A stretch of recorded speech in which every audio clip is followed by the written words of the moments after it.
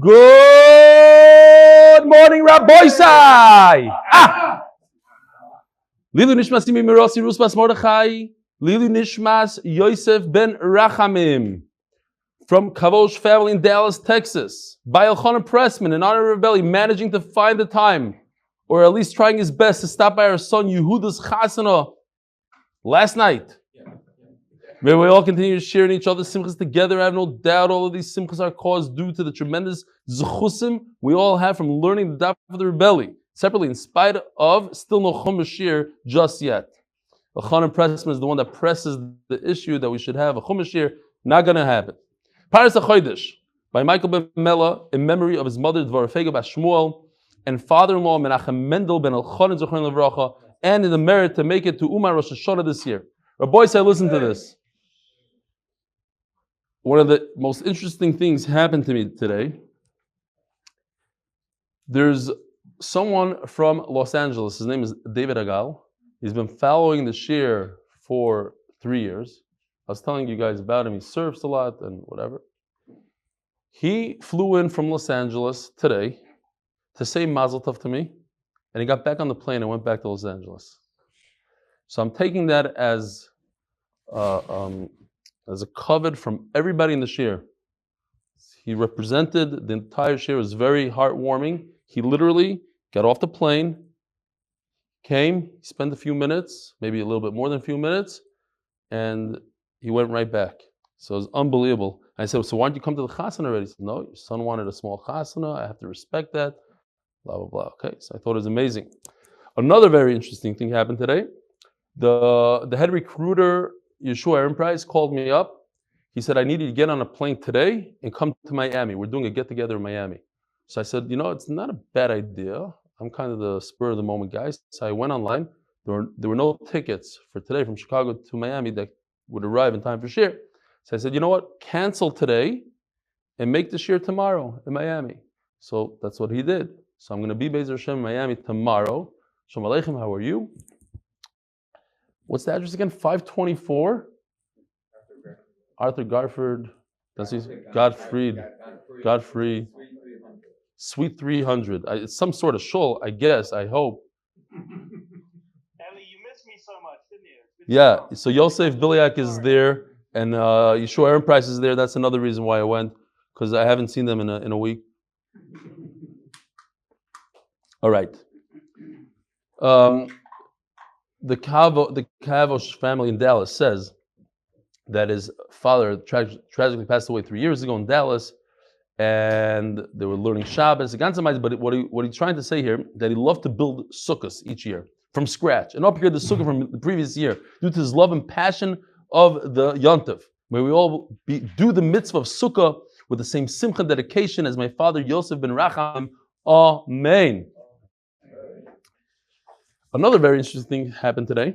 I received this email, and at the first I dismissed it as just another hate mail.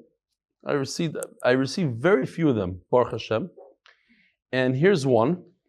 And then I took another look at it, and I kind of agree with this email. This is from Dan Friedman. He says, Dear Rebelli, I'm not a kanoi, but I must object to make it like Rav Reuven Feinstein is so focused on getting clicks is a chutzpah. And you should not read such emails in public, especially if your point is they get more clicks than the Rosh Hashiva. Very distasteful. I know you provide entertaining shiur, but it must be kosher entertainment. Dan Friedman. I thought about it, and I was thinking to myself, I didn't think it through 100%. I was thinking about it like how I would appreciate it. If somebody made such a comment about me and I made it about them, it would be great. But then I realized this is a Rosh Hashiva, and it might have been Pagan his covet, so I made some phone calls to reach him. Unfortunately, I wasn't able to reach him, but I reached his gabbai, or somebody that knows him well, and we're going to have a shmuz. Be'ez Hashem, I'm going to ask him mechila, because it might have been Pagan a covet of a tremendous Talmud Chacham. This is from Mushka Cohen. I usually, whatever. This is if a wife or a daughter is so into their father learning Daf Yomi, I'll read their email. It says, my father, Rabbi Eli Cohen from Pomona, New York, is a crazy fan of the Daily Daf. In the beginning, I didn't even know what this word was. I guess this is how they write in high school. SRSLY. He seriously stays up till 12 a.m. to listen to your shiur. Shows off his Gemaras all day, 4 L's, all day while trying to convince people to join. I think you can consider him a personal missionary with all the people he's trying to convince. I wanted to know if you can give him a birthday shout out. Thank you very much. In advance, hatzlach and everything you do. It's tremendous. It's unbelievable that a daughter would go out of her way to figure out where and how her father's shiur. Beautiful. Morty Tipperbaum says, Avir da'ara machkim, and having Menachem seltzer breathing down your neck makes you sharper and funnier. Please come home. The Beis Medrash misses you and everyone misses the Beis Medrash. Chap another burger buddy from Ken's and kum shoin tzarik aheim. Maybe he didn't get the memo that my son is getting married on Sunday, but okay. And finally, do we have another minute? Of course. Yeah, I have another minute. Shui Davis said, yes. That's hopefully, if you know Shui Davis, please call him up and drive him crazy. Tell him you saw that he watches the shiur, he doesn't enjoy it, and he's making me crazy on the side here, so Mela, he deserves it. This is from Moshe Summers, University of Ohio. I joined the Daf Yomi for Succah. It's mostly Chazara, but I hope I get addicted enough by the end of the Masech to continue. For all those saying your shiur is not serious enough, I beg to differ. Although you start out and stick in lots of geschmack entertainment when you're actually learning the Gemara, you're all in and possibly more serious. I don't believe that. More serious than many of the other more serious shiurim out there. Biggest shkoyach for all the work you put into preparing and give the shiur amazing serious nefesh. Big thank you to all those involved in the shiur going, editing the videos and posting. And then he talks about Abi, the chashuv of Bachar, who asked the kasha on Daf Yud Ches, the 11-year-old, and he brings a carbon asanol. Check it out for Abi. Simin Lamed Gimel Ois Tuf. He says there's 3 tirutzim. And he says Tais is only meant to say Laved Be'en Lachmir, blah blah blah. Kol Tov, Moshe Summers, University, he says that he sees that the kids in Chicago are halting cup. It's unbelievable. P.S. I was friends with your brother from Yeshaya, Avi, way back. Haven't seen him in probably 10 years. Please send him my warmest regards. Seder. Rabbi Yisai, here we go. Today is Daf Chof Aleph. And Chof Aleph means that we are 20 Daf into the Masechta of Sukkah. You hear this, Louis? A guy came all the way from Los Angeles to say Mazel Tov. It's not normal. So, and another thing is that in Miami, the shiur is at 7 o'clock Miami time, which means 6 o'clock Chicago time. So if you want to watch it live, it's earlier. Talking about Louis Kolam, your nephew, listen to this, your nephew, my chavrusa, Rabbi Didi Kramer, scored on a 450 daf test, which the entire kollel took, which by the way, we all benefit from the kollel in many different ways. With chidushim and different stuff and havar in the sugya, he scored on 450 daf. From the beginning of brachas till today, he scored a 95. It's unbelievable on a disher test. Guy's a genius. All right, says the Gemara. So we're holding like this. We're in the middle of the sugya of tumah that was created naturally, not by a human being. And even if it was created by a human being, he didn't have intent to create it. He put a bunch of wood, and on the pile, within the pile, there's cavities. Does that create an oil over the tumah? And Rabbi Yehuda says no. Says the Gemara, my time of the Rabbi Yehuda, what's the reasoning? Top of Chof Aleph al Yolef oil me mishkan. Ksivacha. Zois HaTorah, the famous pasuk. Zois HaTorah. Adam kiyamos ba'oil. We learned, whoever started Shas and Brachas. Ein divri Torah miskaimim, elo b'mi shemei misatzmi olel. Torah sticks with you if you kill yourself over it. Many, many stories of Gdolim, but I will tell you one story from somebody from the Daf. I'm not going to mention his name. He's on Zoom right now. I'm actually looking right at him.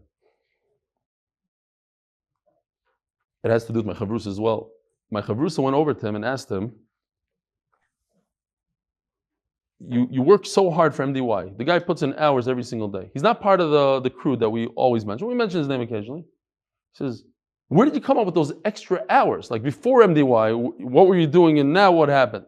I mean, I'm talking about the chesed that this guy does constantly with the kids and the zachin and sending and going and coming. He said, he showed him his phone. He said, you see these movie apps? They miss me. That's what he said. So he's behind the scenes, but he's helping the Torah. He's meimis tatzma. I mean, it is today to sacrifice, not to watch shlusim and to give up your time for Torah. Yeah, we don't even know what it means to be meimis tatzma. We sit in an air-conditioned room and all the things and all the luxury, but meimis tatzma, to sacrifice for Torah, whatever your sacrifice is. For many, many people, it's not to watch an extra movie, not to learn Torah. Zois ha-Torah adam ki yamas ba'oil. Uchsiv asam, I don't want anybody to know it's you. Uchsiv asam, vayifrois es ha'oil ala mishkan. So we have a classic Gzer Shava. We have oil, adam ki yamas ba'oil. That's referring to tumas, mace, in a tent, in an oil. And it says, vayifrois es ha'oil ala mishkan, Moshe Rabbeinu, he spread the oil on top of the Mishkan, just like by the oil. Moshe Rabbeinu did it himself. It was through human interaction. So too, when it comes to oil hameis, it must be done through humans and not through the salt in the water or a weasel or anything that has nothing to do with human interaction. So I guess the same thing. If it was done by itself, then it's not. Yeah. He wants to know, what about a cave? Anything that was done b'dei shamayim is not oil. V'rabanan, oil, riba. A little bit of a balagan here because somebody was pressuring me to start this shiur. So let me see. Oh, here we go. If you look at the pasuk, Zois ha-Torah. Maybe I'll move this back a little bit. Sorry, Yosef, I don't know if this... Okay. Zois ha-Torah. You see all the reds? It says oil a number of times in the parsha. So we have extra words to be marba, even in a case that the oil was created by the shamayim, is still considered an oil. Ask the Gemara. Does Rabbi Yehuda in fact hold that if it wasn't created by man, it's not considered oil? Verimino, we have a Mishnah in oilos. Now, it's a long arichos dvarim, and we're going to get through it. It's very simple, but the bottom line of the Gemara is they're going to see that an ox creates oil, and an ox obviously is not made by human being. It's made with the shamayim, yet it creates a mechitza and a chatzitza between the ox and whatever's going on in the ground, the dead people buried there, etc. Where do we see this? What's amazing is, and we speak about it many times, they used to live tumah, almost like we live, or we used to live COVID. You have to be careful from this guy, he's contaminated, and this guy, and then don't breathe. That's how they used to live. Everything was all about tumah, because they used to eat kachim and trumas. You had to be careful and then you had the pious people that were makbid also, and they had to be makbid on tumah. Today we don't know about such things. We're all tummy mace. Forget about it. When Mashiach comes. Now, if you go back to Yuma and Rashi, this is all I'm just saying from Rashi. It's a whole arichos. When you go back to Yuma, remember we had that because of the tzdukim who don't believe in the Gemara and the Torah Shebal Peh, they used to say that the only person who could do the paraduma water and sprinkle it and make people tar are only people that are 100% tar, meaning that they already went to the mikveh the day before. They're not in Herav Shemesh. They're not a Tful Yom. Tful Yom means that whoever went to the mikveh that day is not 100% tar until nighttime. We know that somebody that's Tful Yom could sprinkle it. They held not like that. So to show them that they're wrong, they used to take a rat, touch the kohen, put him in a mikveh, and 5 minutes later he's busy sprinkling people to show them that they're wrong. But what happens is people are going to start lessening the chashivas of paraduma. Look, you can touch him with a rat, he's there, maybe it's not so chashiv. So they went to the exact opposite extreme. What's the exact opposite extreme? The water drawn from, you can't even imagine the opposite extreme. Think about it. The water drawn for this paraduma water was only drawn by a 7-year-old who for 7 years lived on a stone, on a rock. Not only in a rock, on a bridge on top of a rock. And here goes. Think about the chumrah that they put in here for what? To show that this is not a joke. Yes, we were makel and we touched the guy with a rat, but don't make a litzanas out of this. This is the real deal. This is the para aduma. Says the Mishnah. There were courtyards in Yerushalayim, al gabe asela, made on top of stone. What is the likelihood that there's a human being buried beneath the stone? 1%. V'tachteihem cholol. I'm just throwing out a percent. I have no idea what the percentage is, but it's very unlikely that somebody took heavy machinery and dug out a grave underneath a stone 500 years ago. But just in case, there was one nutcase that dug and put his relative in that stone, so they did another thing.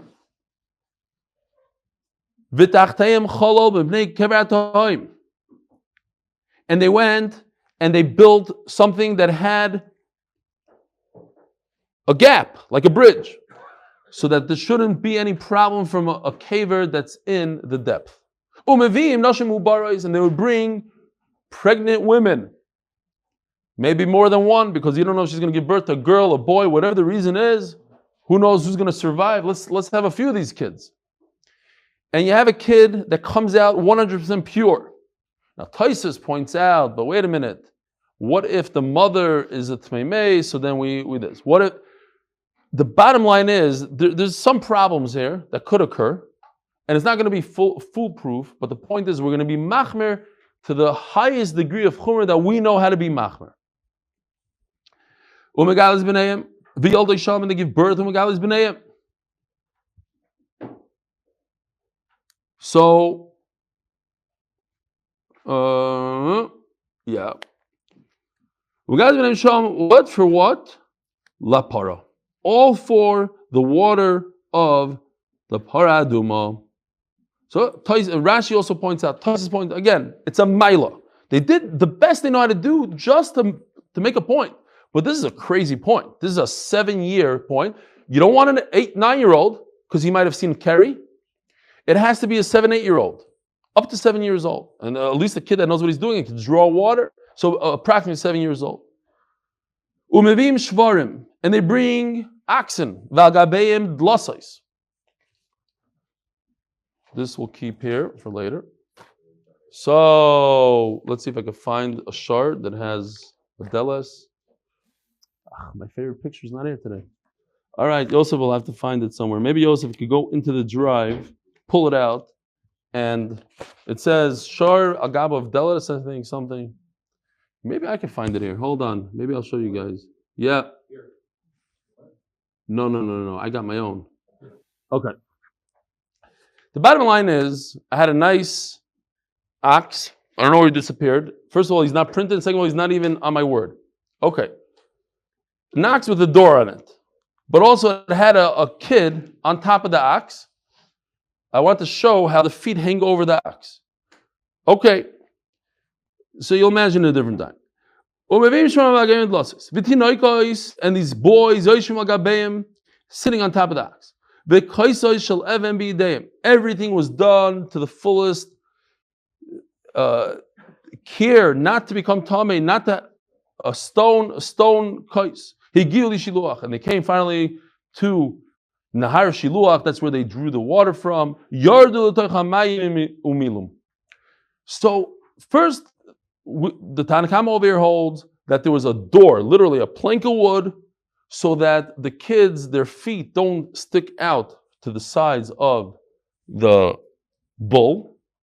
But once they came to the water, to be that concerned that there's a body, somebody buried a body in water, that doesn't make so much sense. So we weren't so concerned. And we don't want him to draw the water with the string. Better that he draws it by hand with the cup.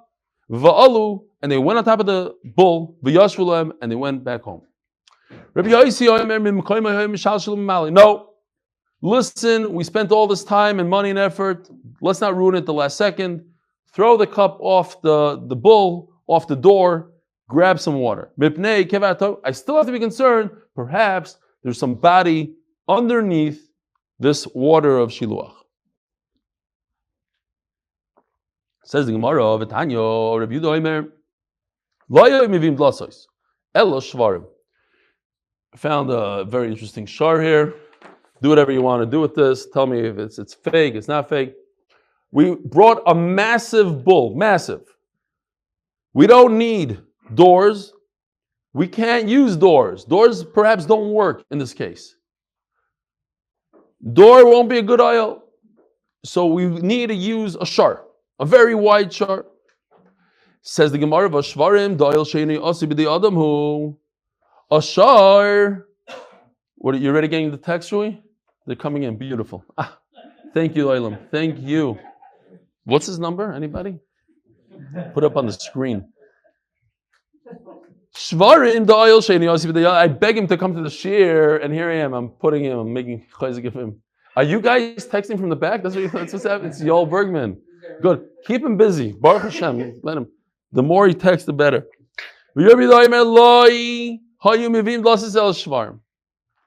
Fine. Sorry. Ask the Gemara of Ashvarim Doyle Sheni Asibidi Adamhu Viktani Rabbi Doimer Lo Mivim Blasis Al Shvarim. What is the problem? Problem is that the shar is made by a Kadosh Baruch Hu, not by humans. So it shouldn't create an oil. If you put a door on it, great.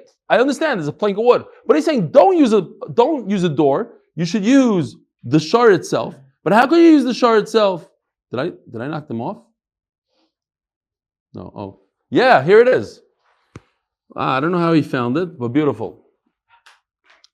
Here's the shar with the door. It's a little shvach, but I wanted to show that I wasn't sure myself. When a person sits on the shar, here's a kid sitting on the shar. It says tinoika, so there's a girl here, but it means boy. Hold on. It says that when a person is on a bull, their feet actually hang over the side and could become tamei.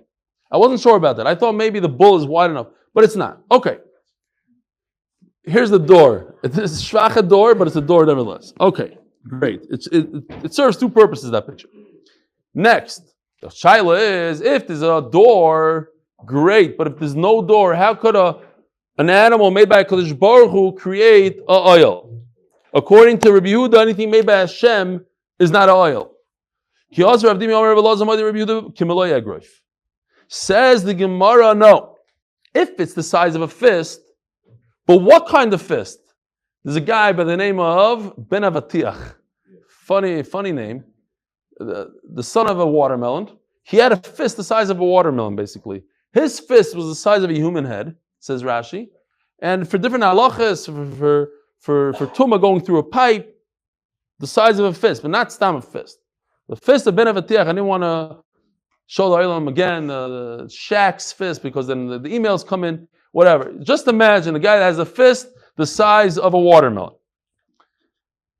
Anyway, so what does the Gemara say? That if it's a huge fist, then if the cavity is the size of this huge fist, this big, the size of a head, then it creates an oil, even if it's made b'dei shamayim.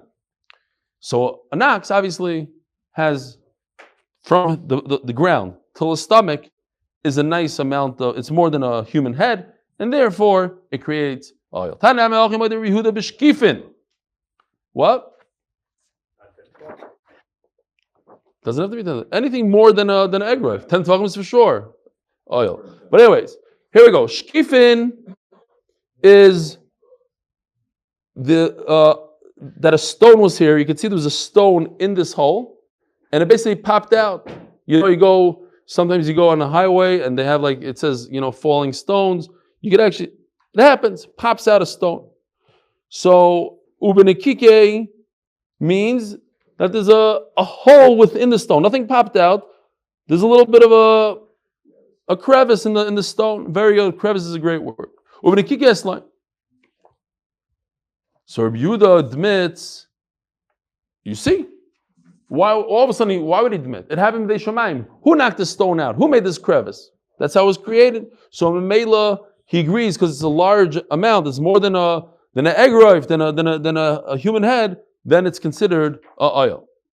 Asking more about Deles, the Yeshbo Kama Egroifin, the door which is many fistful above the ground. It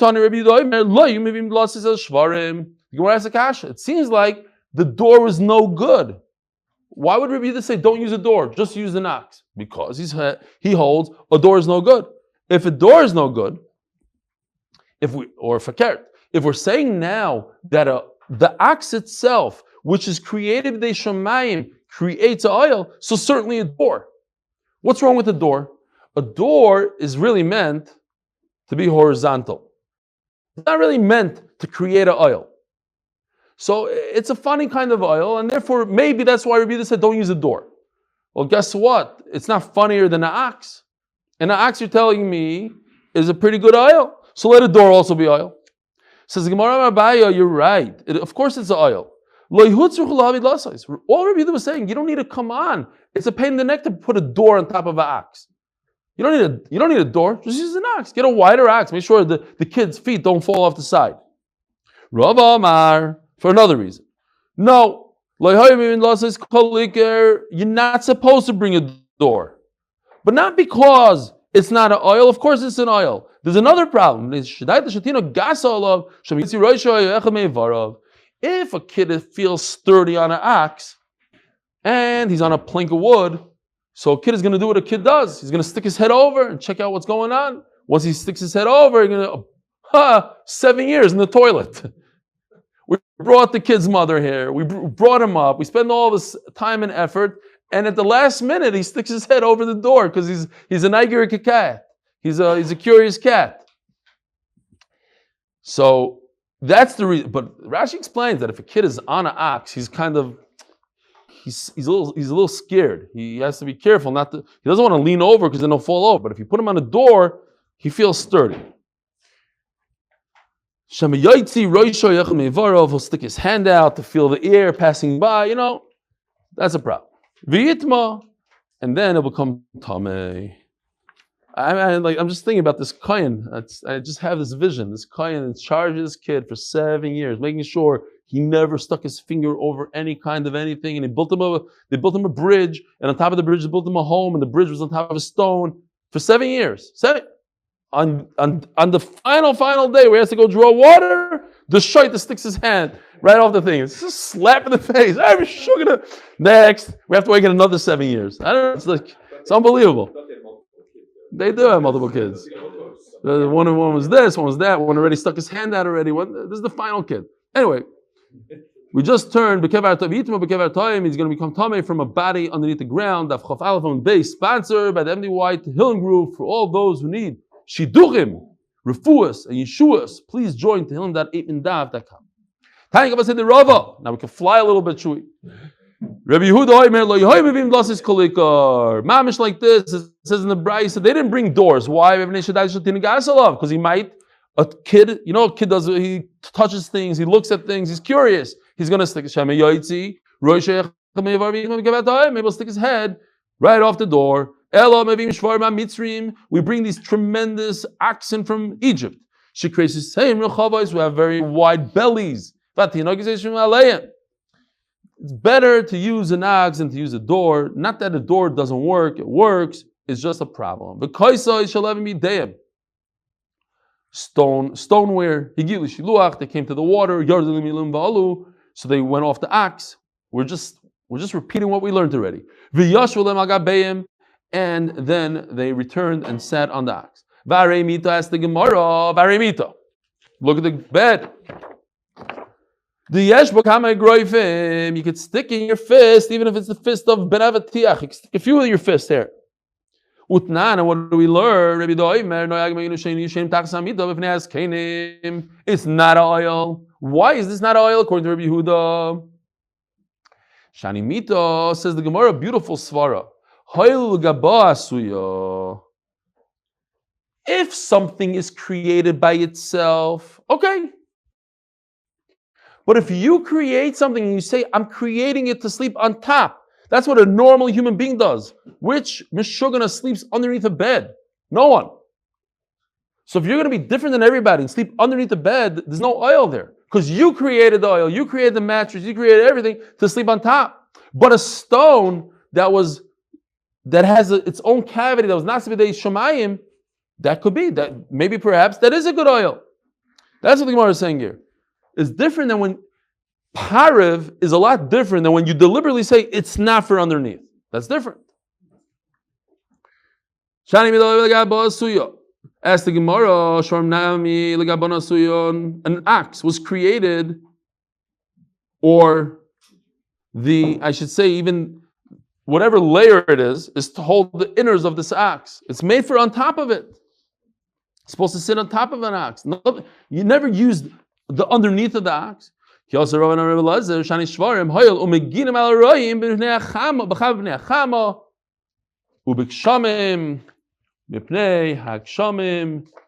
I found a half a picture. I couldn't find the real one because I guess nobody in their right mind will sleep underneath the ox. But here I found a picture of a guy sleeping underneath the head of a cow. Happens. You have some interesting people out there. Once in a while. He's mamish out cold, this guy. Yeah. Okay. Yeah? No, this is a cow.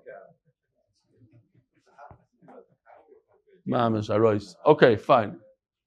I mean, I'm just thinking, like, you have to be really desperate to sleep underneath one of these cows, bulls. The cow decides, like, okay, now it's time for him to rest. Shalom Yisrael, it's finished. 2,000 pounds, boof. Okay? He also Rav and Amr Belazar, Shani Shvarim. If you check it out, you'll see there's the mongoose, I believe, yeah. They have this relationship with the boars, the wild boars. So they'll go to the wild boar and they start picking out the ticks. Thank you. And they go underneath its belly and they start picking ticks. And all of a sudden, I saw this.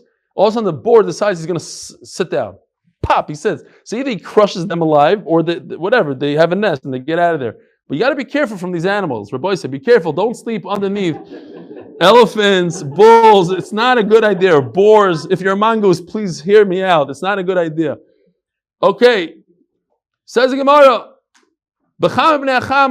sometimes the shepherd, it's so hot and he's so desperate, he'll go to seek shade underneath an animal. So yeah, the bull does give you some shade.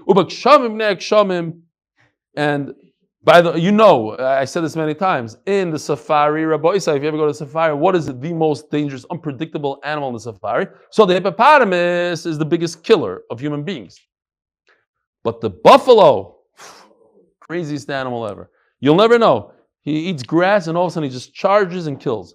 Mamish, the most unpredictable, crazy animal. So don't ever sleep underneath a buffalo, which is basically what we're talking about here. Bulls, buffalo, same thing. But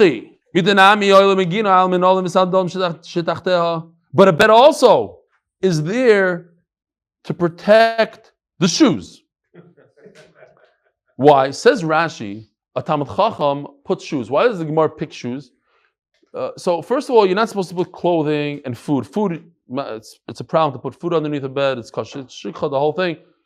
But a Talmid Chacham, says Rashi, very interesting. If you remember, we learned once, a Talmid Chacham puts only shoes beneath his bed so that his family knows, don't go next to his bed. It's not proper, it's not tznius, whatever it is. You don't go looking for a Talmid Chacham under his bed.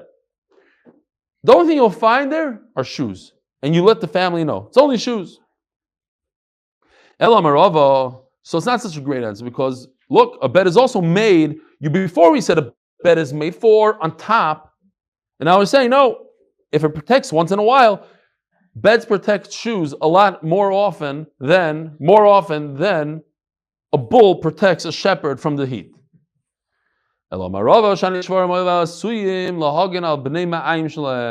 Their back is made to protect the innards. The skin, the hide, and the meat, you'll dress me with bones and sinews to seichecheni. You're familiar with that word. Schach. And so this is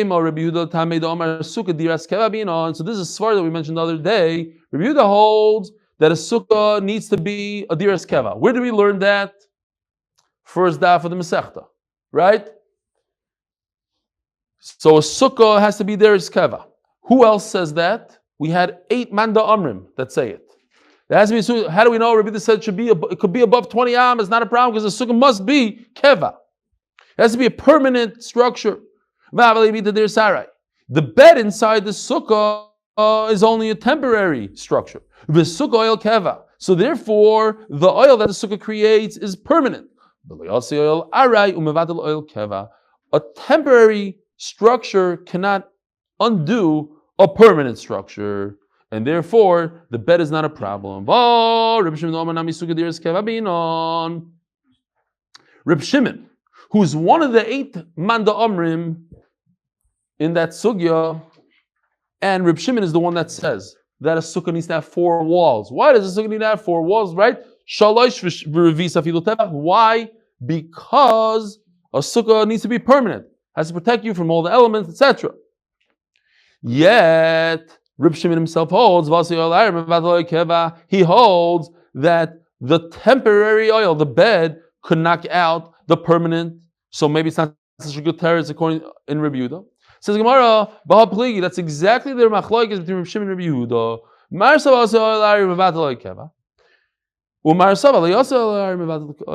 That itself is the machlokes. Can a temporary oil cancel out a permanent oil? So in the Mishnah, this is the same Reb Shimon we were talking about a second ago. He's the Reb Shimon that says in the Mishnah, oh, that's where we see, not my phone, this is where we see in our Mishnah that he brings the story of Tavi Avdoi that oil arai is mevatel oil keva, that only an eved could sleep underneath a bed. In our Mishnah, Reb Shimon says, we see from the fact that Reb Shimon Gamliel said about his slave that he slept under the bed, we learn 2 things. First of all, we see the idea that an eved is part from a sukkah. And a regular human being, a gadol, Jewish gadol, is chayiv in a sukkah and cannot sleep under a bed. Ask the Gemara, okay, good. Why does he use a lashon of sicha? Sicha means in passing. It was something that just came out of Gamliel, and it happens to be. You should say midvarav. He said 2 halachas. Milsa Agavurcha Kamashman says the Gemara, you can learn a side thing from it. In the name of Rav. We know that speech is very, very important. Like the Vilna Gaon says in the Geras Hagura, you're not even say the word shalom on Shabbos. Extra words are not, you get punished for every extra word you say. So if a Talmud Chacham is speaking, he's not stam saying something. When he speaks, he injects halachas all the time. And that's what we're trying to say. That idea that the sicha, just a regular shmuz of a Talmud Chacham, tzricha limud, you need to look into it. Shenemar, va'aleyu la'yibal. Now, if we were in Bet Shemesh, they would sing the song here. This is a famous song in Eretz Yisrael. You guys don't know it, so I'm not going to bother you. V'chol asher yaseh yitzliach. You know the song? V'chol asher yaseh yitzliach. Okay, good. That's what I thought. You don't know. You know it? Avadi knows it. V'hoyo keit shosel palgi moyim. Talking about a tzaddik, asher piryo yitein bi'itoi, he's going to give off, the tzaddik will give off the fruit, v'aleyu le'ibol. His leaf won't wither. Meaning, what's a leaf? A leaf is something stam, like a simple thing. Even his sichas chulin, even his shmuz, his raid, lo yibol. It's not going to wither. In other words, you have to take it seriously. A maisa. I thought about this maisa because there's actually the word coming up. There's a guy by the name of Ephraim Memel. He's from the city of Memel in Germany. And the Russians caught him, and they decided he's a spy, and they wanted to put him to death. And the Chavetz Chaim stuck up for him. The Chavetz Chaim went and testified, and they said, no, we're not going to free him, but we're not going to kill him. We're going to give him 10 years of hard labor. So the Chavetz Chaim said, they don't even know if they have 10 weeks, 10 years. So the Brisker Rav heard this, and he says, if the Chavetz Chaim said it, we're talking about Sichas Chulin, he just said it, then I guarantee you, this guy in charge, the Caesar, whatever it was, he's done. He's a goner. And sure enough, within less than 10 weeks, they kicked him out and they freed all the political prisoners, including this Bacher. Just a word, in passing. I don't even know, 10 years. By the way, Stam, I think I mentioned this, but it's a beautiful story, and I said this not so long ago. But again, about the Chofetz Chaim, Reb Aaron Kotler, my father heard this from Reb Schneier, Reb Schneier, the Yeshiva of Lakewood, the son of Reb Aaron, who I obviously heard it from his own father. Reb Aaron Kotler went to the Chofetz Chaim one day, walked in there, and the Chofetz Chaim looked at him and he said, when you start something, you should finish something. L'mashal, the Chofetz Chaim said, if a person learns all of Shas, and he doesn't finish Masechtas Nazir, what you got to finish the Masechtas Nazir, finish Shas. Says Reb Aaron Kotler, he finished the entire Shas besides Masechtas Nazir. That's the only Masechta he had to finish, and the Chofetz Chaim just told him like that. Okay. The Seder says the Heilige Mishnah. The official Mishnah is sponsored by official. Here's the picture. You have the what are these called? The feet of the bed, whatever, the post of the bed. Puts the schach on the bed. Says the Mishnah, Kshero, it's kosher. Huh? Oh? Maybe the bed's 4 12 and 6 with the 3 12. It has enough walls. Rabbi Yehuda Omer, im ina yichayla lama b'fnei atzma psula. If it cannot stand, we have to see with the Gemara what it means exactly. Can't stand on its own, it's a puzzle. Says the Gemara. My time to review them. What's going on here? Memel. You see, this is the guy. Ephraim Memel, his name was. That's why I remember Memel. It's not sturdy enough. Doesn't have kviyos. It's not permanent enough. We have to remember this idea. The idea of maimed lekabel tuma. What does maimed lekabel tuma mean? When a bed is mekabel tuma, can become time. You're holding up your schach, which is the main part of the sukkah, with something that's mekabel tuma. You cannot hold up your sukkah, halacha l'maisa. Can't hold up your sukkah with something that's mekabel tuma. So, the Mishnah Berurah paskins, not everybody holds like this, the Mishnah Berurah paskins that l'chatchila, we should be careful not to put our schach on something that's mekabel tuma at all. So, for instance, if you have one of those sukkahs, here I am going again against these sukkahs. There's a lot of people that have them. Those framed sukkahs that you put a piece of fabric around. And then you take your schach and you put it directly on top of the metal frame. According to the Mishnah Berurah, it's not a very good thing.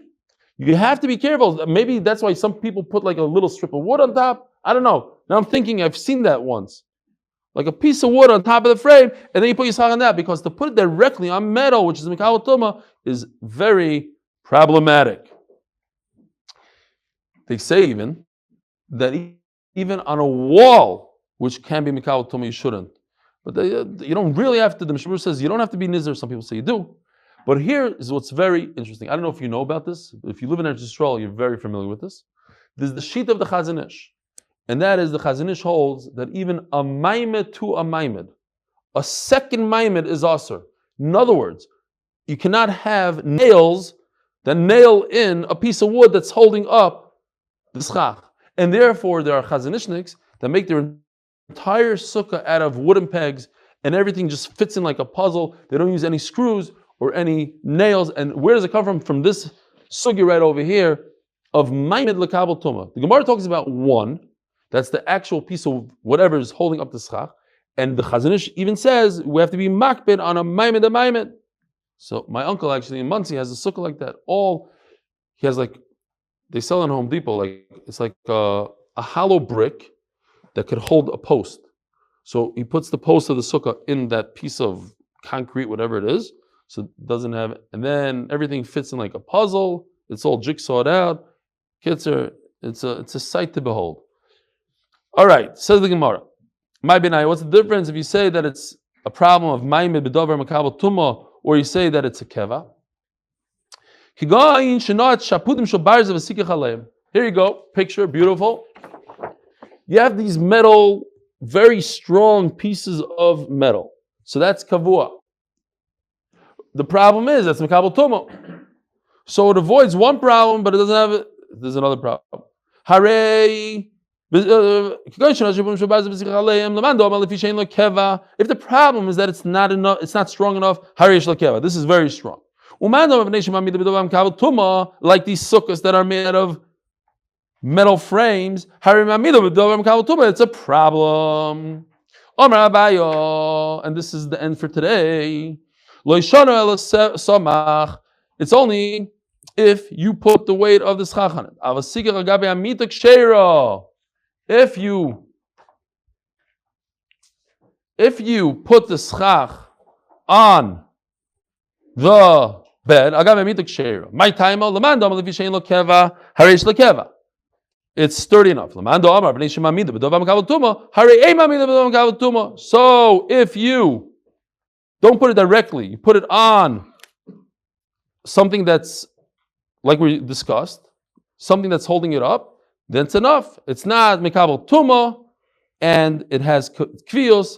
And shalom Yisrael, Rabboisai, have a wonderful day. I'm not going to see everybody tomorrow, but Be'ez Hashem, Thursday, if not by, just check the place. The time won't be the same, Be'ez Hashem, 8:30, but we might be at Yitzi Weiss's place, in case he does. If not, we'll be here. Rabboisai, show up in Miami if you know what's good for you. Show these Chicagoans what we're all about in Miami.